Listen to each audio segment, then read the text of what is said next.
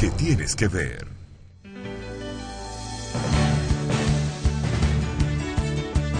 El poder de la gente.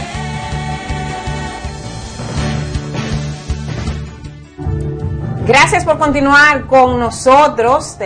Hoy vamos a compartir con un abogado que ha jugado roles importantes, ha desempeñado papeles muy importantes en momentos muy importantes y más que importantes hasta difíciles. Y hoy, ante la inquietud que hay, pese a que dicen los cercanos colaboradores al expresidente Leonel Fernández que sí puede ser candidato, porque no llegó a ser candidato, no ganó, se quedó siendo precandidato, que tiene la oportunidad, pero con el abogado Carlos Mesa vamos a tener más precisión, nos va a dar más luz sobre este tema. Buenas tardes, bienvenido sea usted.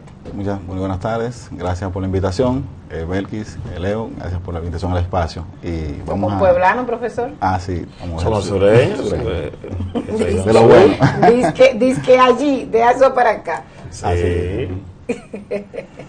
Pero yo he visto una sonrisa de ver que usted ha trabajado en el TC o en el TCE o en la Suprema, como que sabe el secreto de las actas cuando usted habla. Vamos a hablar con él mientras tanto. ¿Qué usted alcanzó a ver? Yo le estaba mirando así, como que le vi como una zorrapita en su pronunciamiento, su introducción. Vamos a ver si nos anda con la Constitución.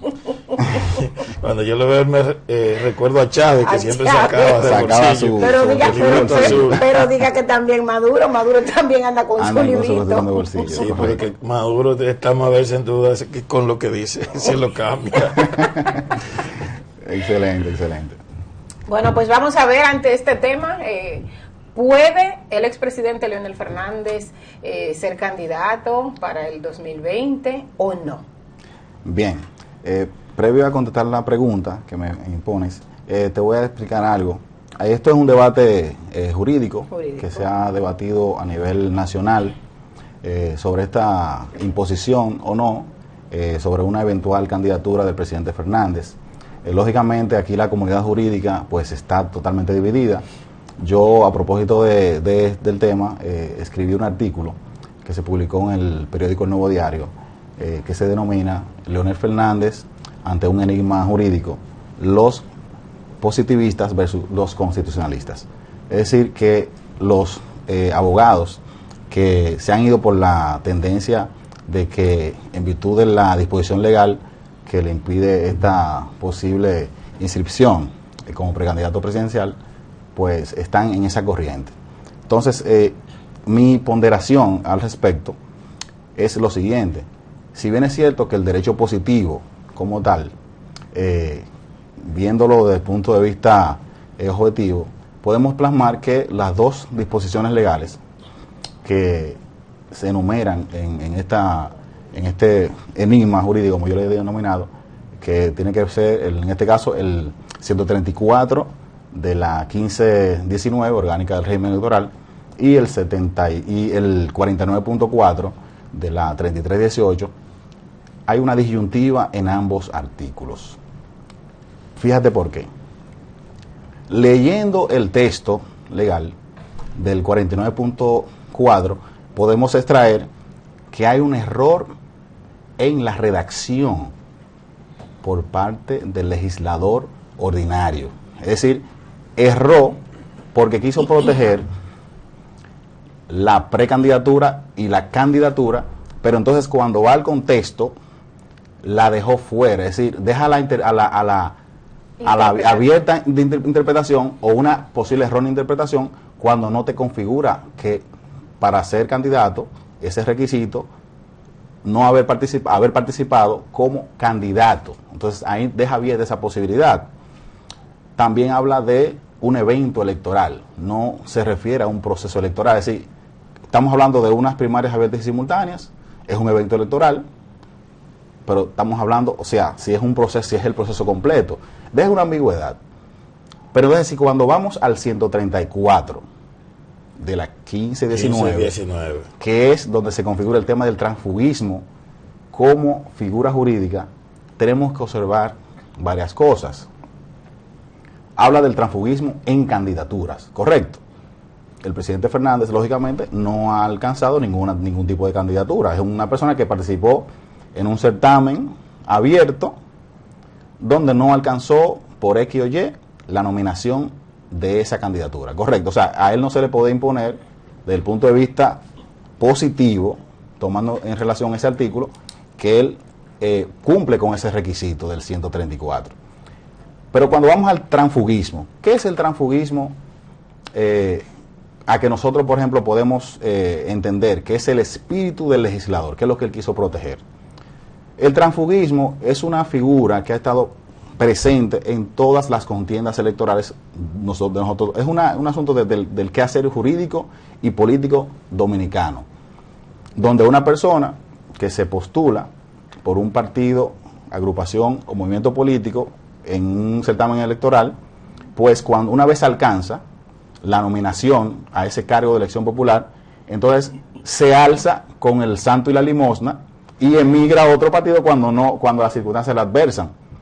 Entonces me surge esta pregunta: si él no ha alcanzado ningún tipo de cargo de elección popular, él no se le puede configurar como que él ha utilizado ese transfugismo, porque entonces estaríamos hablando de que una persona que participe en una agrupación política estaría sujeto a permanecer ahí contra su propia voluntad. Entonces hay un tema, ahí entra en conflictos una serie de derechos fundamentales, que es lo que yo entiendo como constitucionalista, que es lo que prospera. Por eso aquí nosotros estamos inmiscuidos en dos vertientes.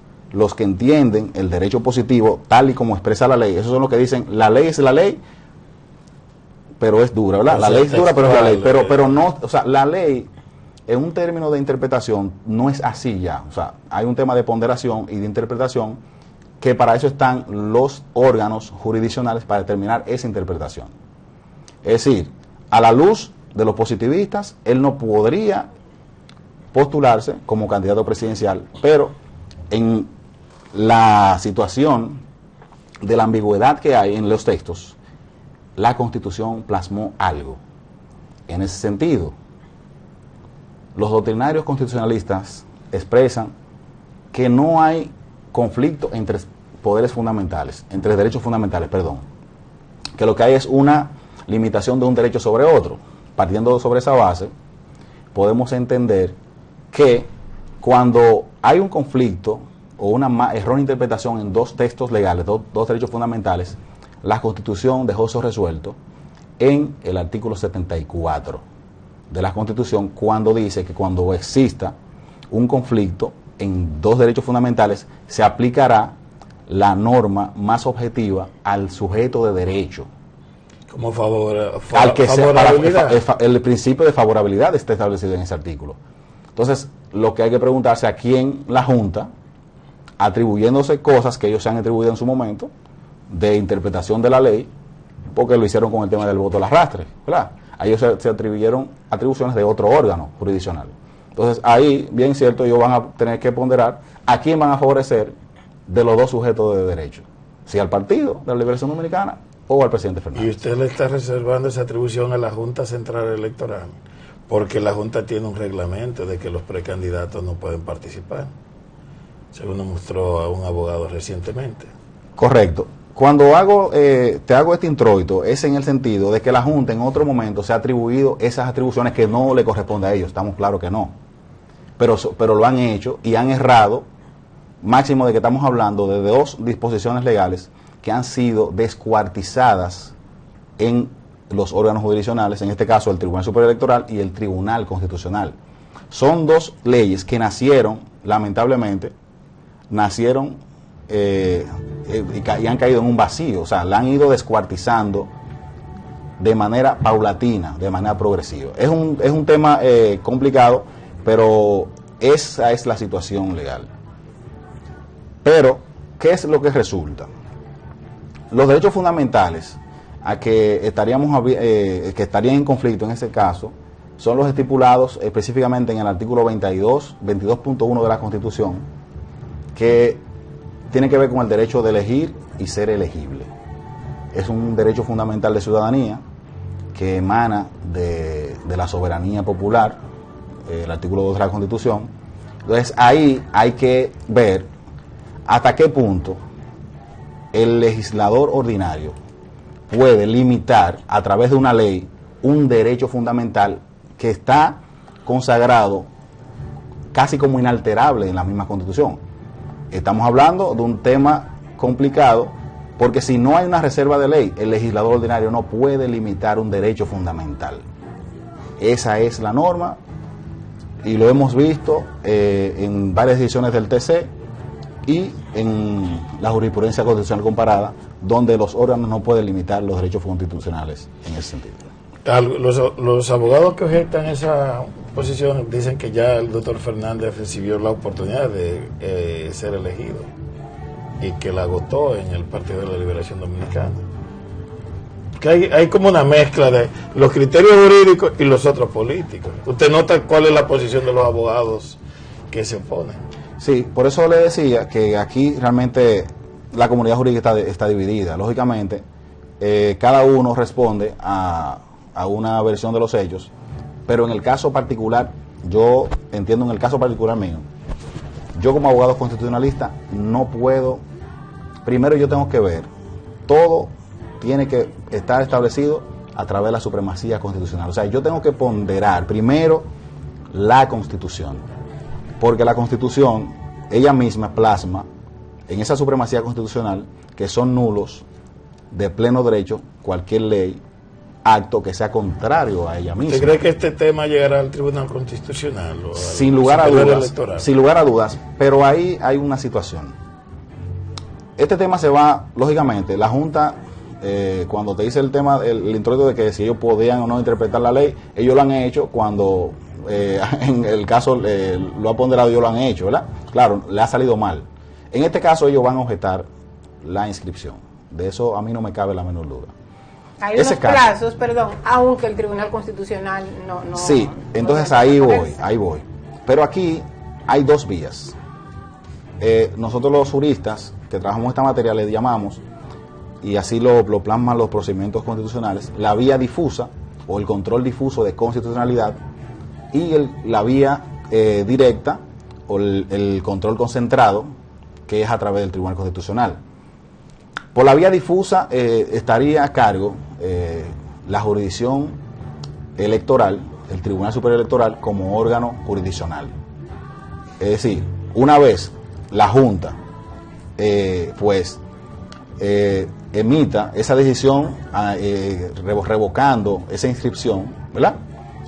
Lo que le quedaría al presidente Fernández es dirigirse al TC e imponer un recurso donde le sean restablecidos esos derechos fundamentales. Eso es por la vía difusa, ¿verdad? Entonces ahí se da un tema de celeridad que entra, él tendría un chance, digamos, en esa jurisdicción por el tema de celeridad, porque los plazos realmente son fatales y se vencen. Luego el andamiaje es que si no es favorecido en ese tribunal, entonces ahí caería al TC también por la vía difusa, como un recurso de revisión de una decisión jurisdiccional. Pero ya tengo entendido que en esta misma semana, creo que fue, el lunes, me parece que fue el lunes o martes, un precandidato a diputado, creo que interpuso una acción directa de inconstitucionalidad contra los dos citados artículos. Entonces ahí se está aplicando por la vía concentrada. Pero entiendo que los plazos se van a vencer y el TCE es quien va a tener Tribunal Superior Electoral. El Tribunal Superior Electoral la próxima semana va a estar muy activo. Muy activo va a estar. Y la sala va a estar cuidada de no presencia. Eso siempre se da. Sí, eso siempre se da. Gracias en otra ocasión, y para ver lo que ocurre de aquí a que se venzan esos plazos fatales, estamos nosotros obligados a convocar. El profesor no deja escapar una. Así, ¿no? Gracias a Carlos Mesa, abogado. Con ustedes regresamos en breve, luego de la pausa.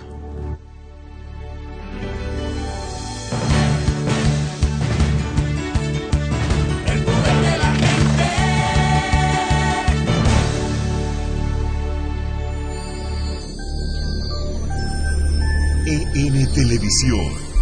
Lo que tienes que ver.